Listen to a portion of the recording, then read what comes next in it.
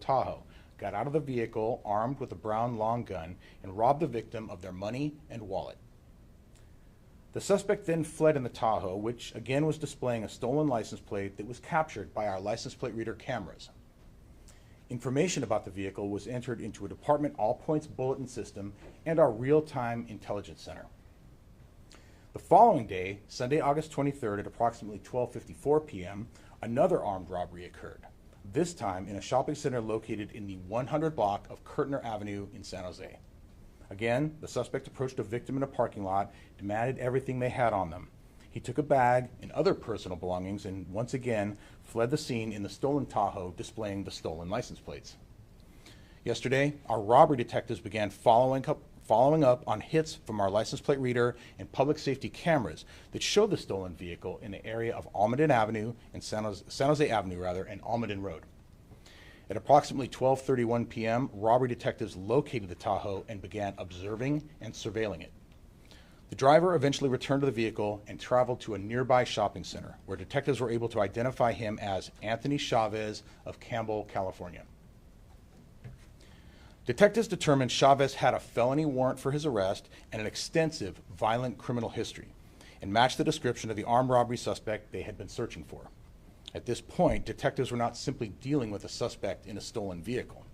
They were dealing with a wanted person with an extensive history of violence who was believed to be responsible for multiple armed robberies, and they had surveillance video showing him committing those robberies armed with a long gun. A criminal history check revealed convictions for a variety of serious and violent crimes, including robbery, assault with a deadly weapon, auto theft, narcotics, and much more. Because of the extreme level of danger involved, San Jose Special Operations Merge Unit, our version of SWAT team, was called in to take over the surveillance and ultimately take Chavez into custody. At approximately 5:43 p.m., Merge officers moved in and attempted to block Chavez in with his vehicle in the area of San Jose Avenue and Pomona Avenue. Chavez evaded the officers' attempts to contain him and began fleeing through city streets in the vehicle. During the chase, Chavez brandished a silver handgun at the pursuing Merge officers. Merge officers pursued as Chavez drove at high speeds, striking multiple uninvolved vehicles as he fled.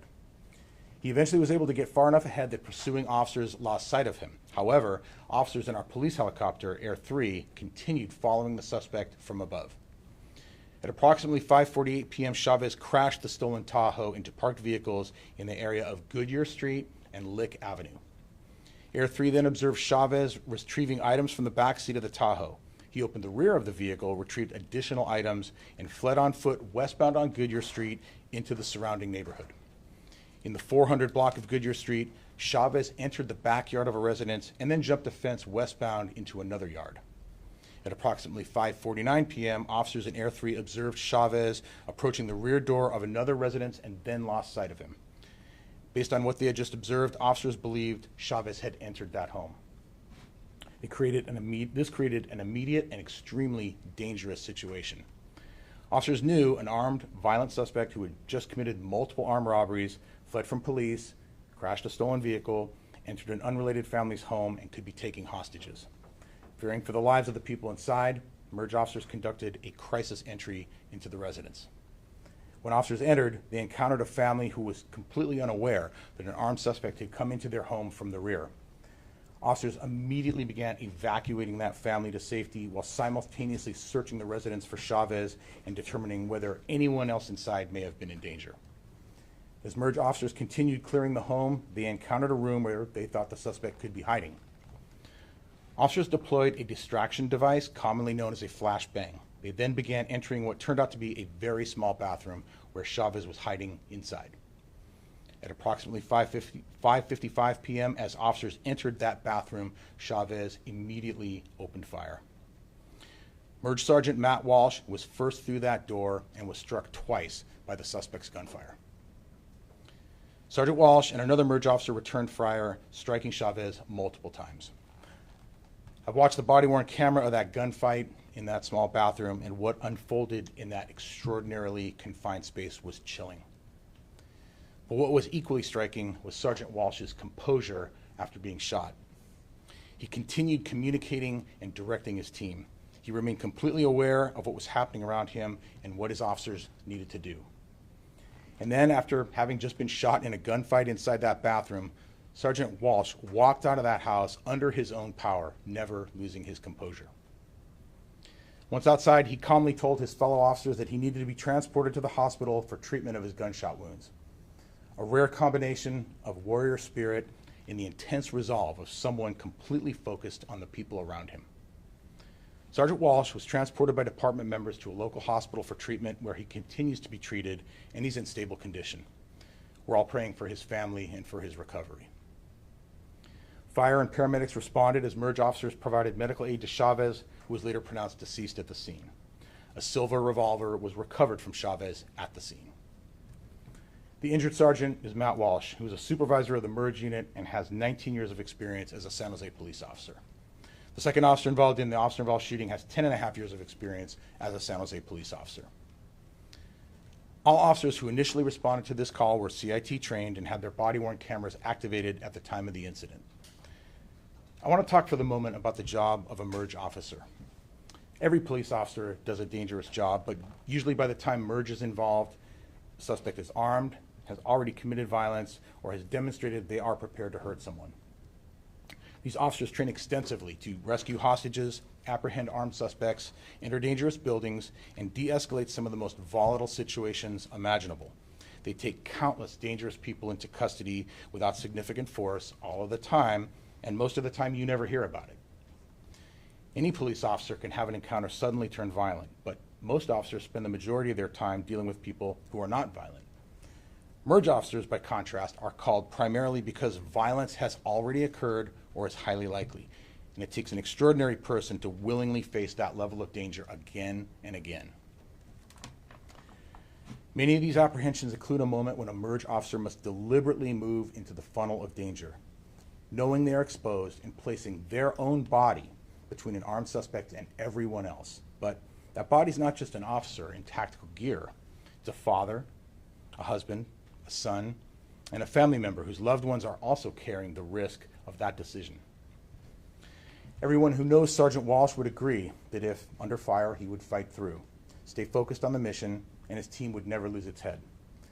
I know I believe that about him, but watching him in the situation was both terrifying and put me in awe of the level of composure that he maintained. Matt's a caring husband and father with an insatiable drive to keep this city safe from the most violent of individuals. The level of training he puts his team through so they can protect those who need them and still get home safely at the end of the night is unmatched. Among a team made up of some of the most capable and courageous officers in this department, Matt is the person they trust to lead them and bring them home. Matt is the 15th San Jose police officer to be shot or shot at in the last 5 years. That number is terribly astounding. Another number that is astounding is that our officers take about 1,000 illegally possessed firearms off the street every year. Over the course of my career, crime has gone up and crime has gone down. But what has become increasingly troubling is how often our officers are encountering firearms in the hands of violent people who should have been in custody instead of terrorizing our community. Chavez is a violent individual who's committed at least 4 armed robberies in 2011 and was sentenced to 23 years in prison in 2016, but was ultimately resentenced. In October of 2025, he was early paroled as a 3-striker. And in April of this year, within 6 months of being released, he was seen by San Jose police officers driving a stolen vehicle that was taken in a residential burglary, and he fled on foot from those officers. Despite being charged with new crimes while on parole, he was released by a judge on SORP over our district attorney's objection. Not surprisingly, Chavez did not report for GPS monitoring or for his next court date. Chavez should have been in custody, but instead he was out committing the robberies I mentioned, and he shot Sergeant Walsh. There's an enormous amount to be thankful for in a situation like this, and I'm always so incredibly proud of how this department responds to difficult and tragic situations. This incident started with our detectives not sitting in their offices, but out in the field, searching for a dangerous individual who was robbing people in our community at gunpoint, and I'm incredibly proud of them. The detectives were acting on license plate reader hits they received and working with our real-time intelligence center, which plays an enormous role in keeping our city safe. I'm incredibly proud of the people that work in the real-time intelligence center. When Chavez was located, our MERG Regional Auto Theft Task Force and our officers in Air 3 immediately responded and made a plan to apprehend this dangerous individual. I'm incredibly proud of them. Officers and detectives from around the city and in different assignments came to the aid of an injured colleague and began a tremendous investigation that continues as we speak. It includes this incident, as well as connecting the dots of crimes we know about and possibly crimes we're unaware of, but will discover during the investigation. I'm incredibly proud of all of them. This is San Jose PD's second officer-involved shooting of 2026. As with all San Jose Police Department officer-involved shootings, a thorough investigation is being completed by the department's homicide unit and the Santa Clara County District Attorney's Office. The case is also being monitored by the San Jose Police Department's Internal Affairs Unit, the City Attorney's Office, and the Office of the Independent Police Auditor. I'll now turn it over to Mayor Matt Mahan. Thank you, Chief. Good afternoon, everyone. Yesterday was a tough day for the city of San Jose. We arrived to City Hall to learn that one of our frontline workers in our Department of Transportation was tragically killed in an accident, and no sooner had we expressed our condolences, informed his team, and we received the call that we all dread the most. The call that one of our officers who protects and serves this city was shot in the line of duty. Sergeant Walsh's family got that same call. The call that a husband, a father, had stood in the line of fire to protect another family and been struck by multiple bullets. By the time I arrived at the hospital last night, our sergeant's loved ones were already there, surrounded by his fellow officers and the entire leadership of this department. The support and camaraderie in this department is unmatched. When the worst happens, our officers answer the call, whether it's a 911 call from a resident who needs help or a call over the radio that one of their own is down. Yesterday, they did both. They showed up for this city, they showed up for our sergeant's family, and they showed up for each other. For that, I want to thank Chief Joseph for his leadership and this entire department. I am consistently impressed with the level of professionalism, courage, and diligence that every member of this department brings to the critical work they do every day to keep San Jose safe. To Sergeant Walsh, thank you for your service. Thank you for protecting this family and this city, and for sacrificing your own safety to do so. Your heroic actions saved lives. We are all indebted to you and praying for your speedy recovery. On a personal note, I will say the sergeant is an inspiring individual, incredibly courageous, and has an incredible spirit of public service that I think is really a model for all of us.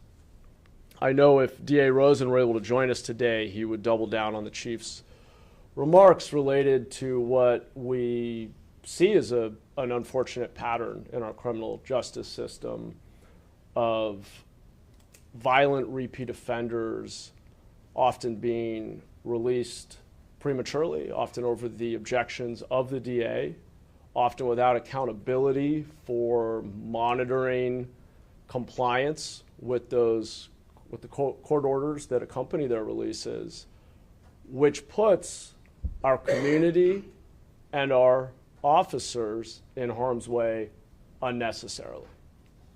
And I just sincerely hope that everyone in our criminal justice system, from the judicial bench on down, really looks closer at this pattern and thinks harder about how we ensure accountability and, yes, rehabilitation, and do a better job of protecting our community and our officers. I'll say just briefly for Spanish language media, ayer uno de nuestros oficiales recibió 2 disparos mientras cumplía con su deber. Quiero agradecerle por su servicio y rezar por su pronta recuperación. Agradezco a todo el Departamento de Policía por proteger una vez más a nuestra ciudad. Gracias. Thank you all very much, and I'll turn it over to our city manager, Jennifer McGuire. Good afternoon, everybody. Again, my name is Jennifer McGuire. I'm the city's manager of this great city. Thank you, Mayor Matt Mahan and Chief Joseph. Today, our thoughts are with Sergeant Walsh. We wish you a full and strong recovery. The chief and the mayor provided the unfortunate details of what transpired yesterday.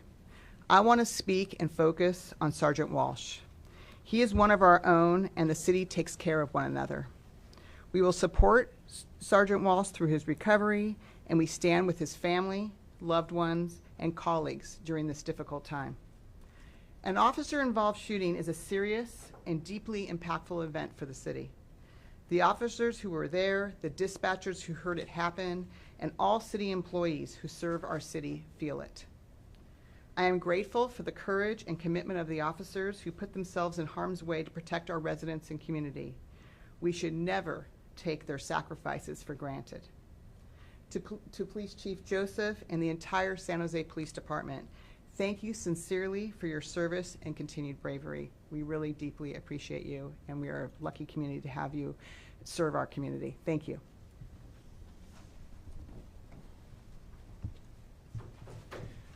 Thank you, City Manager. At this point, Chief Joseph will be answering some of your questions. Chief. What challenges does the fact that this suspect was changing plates opposed to, given that the department relies on LPR the way it does at this point? The great part about our automated license plate reader system and the other public safety cameras that we employ is that we were able to defeat his attempts to thwart us.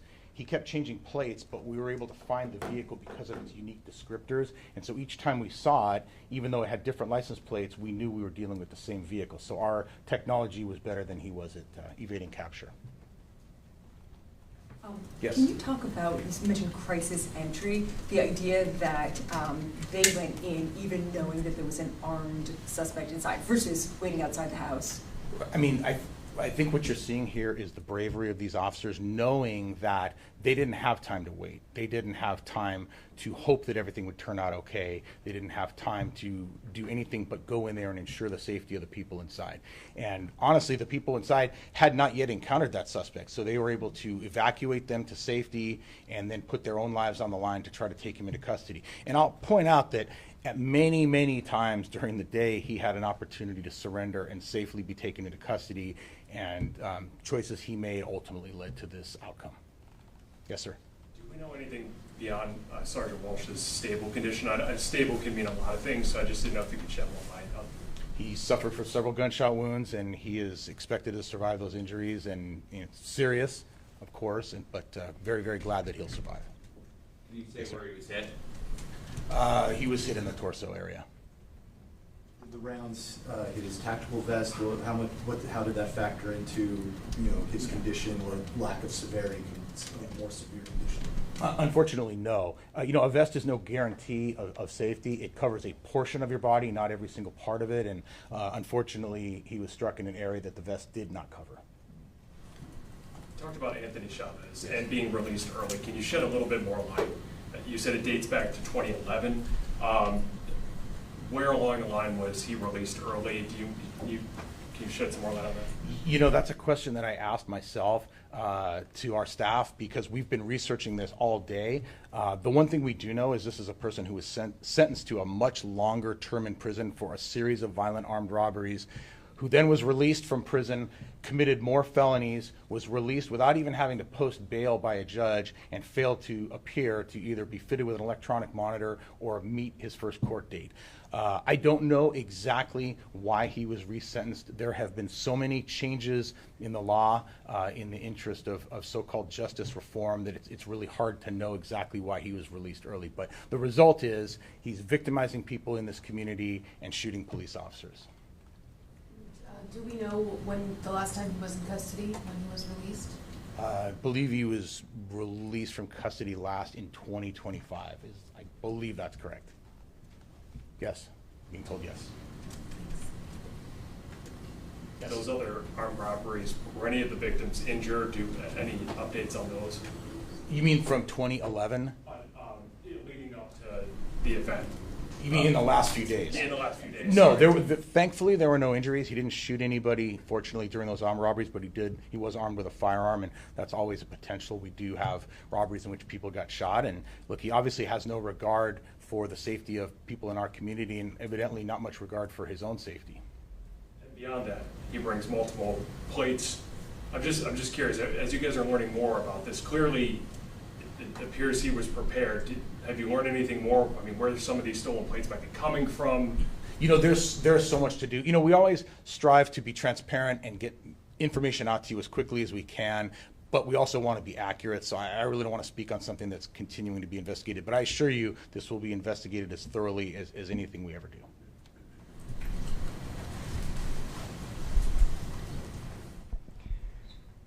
That concludes our press conference. If you guys have further additional questions, please reach out to our SJPD Media Relations email, and we'll be happy to get those questions answered for you. Also, too, will be sent to you guys is the slide that was showed today with the photos.